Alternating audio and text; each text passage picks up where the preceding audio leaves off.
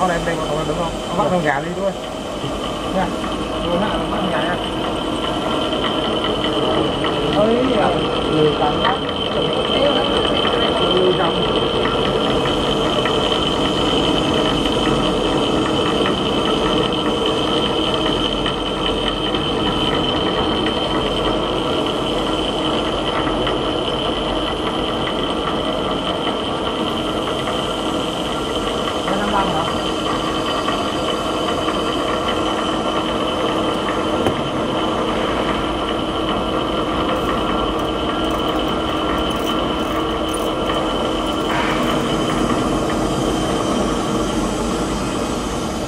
Bán rồi, bán rồi mà.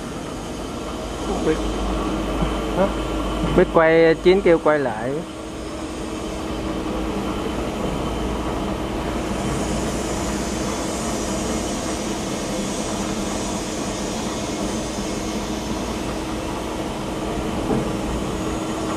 Cháu gì rồi? Ok mấy